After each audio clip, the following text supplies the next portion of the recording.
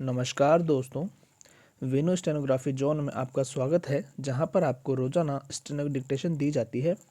100 शब्द प्रति minute dictation बोला जाएगा। डिक्टेशन एनसीईआरटी का बोला जाएगा और डिक्टेशन को फ्लक्चुएट भी किया जाएगा। दोस्तों, ये डिक्टेशन सभी प्रतियोगी परीक्षाओं के लिए बेनिफिशियल रहेगा। दोस्तों, डिक्टेशन और डिक्टेशन का पीडीएफ टेलीग्राम पे रोज़ाना अवेलेबल होता है। आप टेलीग्राम ज्वाइन कर सकते हैं, उसका डिस्क्रिप्शन में आपको लिंक मिल जाएगा। इसके साथ ही मैंने व्हाट्सअप नंबर भी ऐड किए हैं, वहाँ से आप मुझे पर्सनली मैसेज कर सकते हैं और मैं आपको व्हाट्सअप ग्रुप में जोड़ सकता हूँ। वीडियो अच्छा लगे तो इसे सब्सक्राइब करें, लाइक करें, कमेंट करें। चलो स्टार्ट करते हैं आज का डिक्टेशन एनसीईआरटी 100 WPM स्टार्ट। वह नीम के पेड़ों की घनी छाँव से होता हुआ सियार की कहानी का मजा लेता आ रहा था।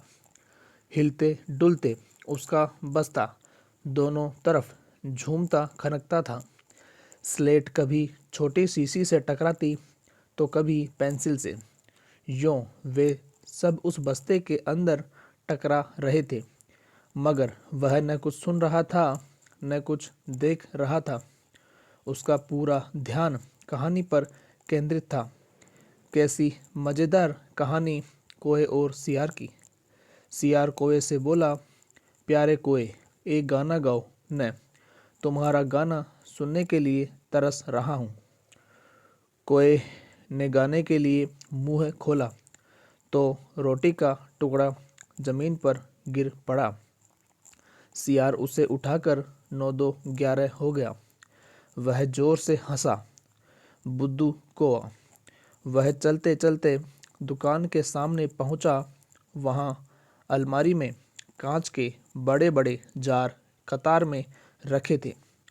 उनमें चॉकलेट, पीपर पेंट और बिस्कुट थे। उसकी नज़र उनमें से किसी पर नहीं पड़ी। क्यों देखें, उसके पिताजी उसे ये चीज़ें बराबर ला देते हैं। फिर भी एक नए जार ने उसका ध्यान आकृष्ट किया।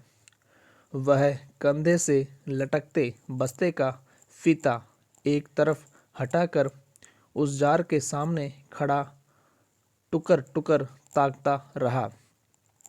नया नया लाकर रखा गया है। उससे पहले उसने वह चीज़ यहाँ नहीं देखी है। पूरे जार में कंचे हैं, हरी लकीर वाले बढ़िया सफ़ेद गोल कंचे, बड़े आंवले जैसे, कितने खूबसूरत हैं। अब तक ये कहाँ थे? शायद दुकान के अंदर। अब दुकान ने दिखाने के लिए बाहर रखा होगा। उसके देखते देखते जार बड़ा होने लगा। वह आसमान सा बड़ा हो गया तो वह भी उसके भीतर आ गया। वहाँ और कोई लड़का तो नहीं था, फिर भी उसे वही पसंद था। छोटी बहन के हमेशा के लिए चले जाने के बाद वह अकेले ही खेलता था। वह कंचे चारों तरफ बिखेरते मज़े में खेलता रहा। तभी एक आवाज़ आई, लड़के, तू उस जार को नीचे गिरा देगा। वह चौंक उठा। जार अब छोटा बनता जा रहा था। छोटे जार में हरी लकीर वाले सफ़ेद गोल कंचे, छोटे आंवले जैसे। सिर्फ 2 जने वहाँ हैं, वह और बूढ़ा दुकानदार। दुकानदार के चेहरे पर कुछ चिड़चिड़ाहट थी। मैंने कहा न, जो चाहते हो वह मैं निकाल कर दूँ। वह उदास हो अलग खड़ा रहा। क्या कंचा चाहिए? दुकानदार ने जार का ढक्कन खोलना शुरू किया। उसने निषेध में सिर हिलाया। तो फिर सवाल खूब रहा, क्या उसे कंचा चाहिए? क्या चाहिए? उसे खुद मालूम नहीं है। जो भी हो, उसने कंचे को छूकर देखा। जार को छूने पर कंचे का स्पर्श करने का एहसास हुआ। अगर वह चाहता तो कंचा ले सकता था।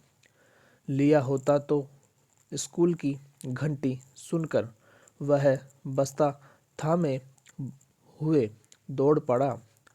देर से पहुंचने वाले लड़कों को पीछे बैठना पड़ता है। उस दिन वहीं सबके बाद पहुंचा था, इसलिए वह चुपचाप पीछे की बेंच पर बैठ गया। सब अपनी अपनी जगह पर हैं। रामन अगली बेंच पर है। वह रोज समय पर आता है। तीसरी बेंच के आखिर में मल्लिका के बाद अम्मू बैठी है। जॉर्ज दिखाई नहीं पड़ता। लड़कों के बीच जॉर्ज ही सबसे अच्छा कंचे का खिलाड़ी है। कितना भी बड़ा लड़का उसके साथ खेले, जॉर्ज से मात खाएगा। हारने पर यूं ही विदा नहीं हो सकता। हारे हुए को अपनी बंद मुट्ठी जमीन पर रखनी होगी, तब जॉर्ज कंचा चलाकर बंद मुट्ठी के जोड़ों की हड्डी तोड़ेगा। जॉर्ज क्यों नहीं आया? अरे हाँ, जॉर्ज को बुखार है न। उसे रामन ने यह सूचना दी थी। उसने मल्लिका का सब बताया था। जॉर्ज का घर रामन के घर के रास्ते में पड़ता है। अप्पू कक्षा की तरफ ध्यान नहीं दे रहा है। मास्टर जी, उसने हड़बड़ी में पुस्तक खोलकर सामने रख ली। रेलगाड़ी का सबक था। रेलगाड़ी रेलगाड़ी, पृष्ठ 37।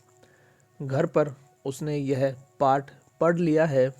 मास्टर जी बीच बीच में बेंत से मेज ठोकते हुए ऊंची आवाज में कह रहे थे, बच्चों, तुम में से कई ने रेलगाड़ी देखी होगी। उसे भाप की गाड़ी भी कहते हैं, क्योंकि उसका यंत्र भाप की शक्ति से ही चलता है। भाप का मतलब पानी से निकलती भाप से है। तुम लोगों के घरों के चूल्हे में भी। अप्पू ने भी सोचा, रेलगाड़ी। उसने रेलगाड़ी देखी है। छुक छुक, यही रेलगाड़ी है। वह भाप की भी गाड़ी का मतलब। मास्टर जी की आवाज़ अब कम ऊंची थी। वे रेलगाड़ी के हर एक हिस्से के बारे में समझा रहे थे। पानी रखने के लिए खास जगह है। इसे अंग्रेजी में बॉयलर कहते हैं। यह लोहे का बड़ा पीपा है। लोहे का एक बड़ा कांच का जार, उसमें हरी लकीर वाले सफ़ेद गोल कंचे, बड़े आंवले जैसे। जॉर्ज जब अच्छा होकर आ जाएगा तब उससे कहेगा। उस समय जॉर्ज कितना खुश होगा। सिर्फ वे दोनों खेलेंगे और किसी को साथ खेलने नहीं देंगे। उसके चेहरे पर चौक का टुकड़ा आ गिरा। अनुभव के कारण वह उठकर खड़ा हो गया। मास्टर जी गुस्से में हैं। अरे, तू उधर क्या कर रहा है? उसका दम घुट रहा था। बोल। वह खामोश खड़ा रहा। क्या नहीं बोलेगा? वे अप्पू के पास पहुँचे। सारी कक्षा सांस रोके हुए उसी तरफ देख रही है। उसकी घबराहट बढ़ गई। मैं अभी किसके बारे में बता रहा था? कर्मठ मास्टर जी उस लड़के का चेहरा देखकर समझ गए कि उसके मन में और कुछ है। शायद उसने पाठ पर ध्यान दिया भी हो। अगर दिया है तो उसका जवाब उसके मन से बाहर ले आना है। इसी में उनकी सफलता है। हाँ हाँ, बता, डरना मत। मास्टर जी ने देखा। अप्पू की जबान पर जवाब था, हाँ हाँ। वह कांपते हुए बोला, कंचा कंचा। वे सकपका गए। कक्षा में भूचाल आ गया। Stand up. मास्टर साहब की आंखों में चिंगारियां सुलग रही थी। अप्पू रोता हुआ बेंच पर चढ़ा। पड़ोसी कक्षा की टीचर ने दरवाजे से झांक कर देखा, फिर सम्मिलित हंसी। रोकने की पूरी कोशिश करने पर भी वह अपना दुख रोक नहीं सका। सुबकता रहा। रोते रोते उसका दुख बढ़ता ही गया। सब उसकी तरफ देख देख कर उसकी हंसी उड़ा रहे हैं। रामन मल्लिका सब समाप्त। दोस्तों, इसका ये पहला पार्ट है। इसका अगला पार्ट अगली वीडियो में डिक्टेशन बोला जाएगा।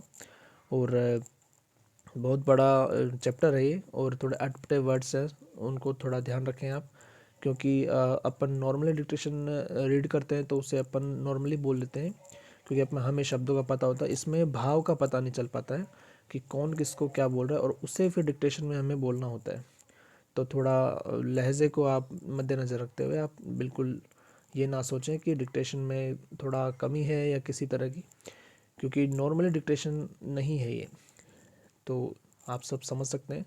बाकी ऐसी डिक्टेशंस आपको JVVNL में आती है, रेलवे में भी आती है, और आप इन्हें लिख सकते हैं। और RSMSS में भी इन चीज़ों को दिया जा सकता है। वैसे अभी हाल ही में जो हुआ था स्किल टेस्ट, उसमें अटपटे शब्द थे, लाइनिंग नहीं बन पा रही थी, उसी के तर्ज पे डिक्टेशंस बनाए जाते हैं। तो आप थोड़ा ध्यान रखें इन चीज़ों का। ओके दोस्तों, जय हिंद।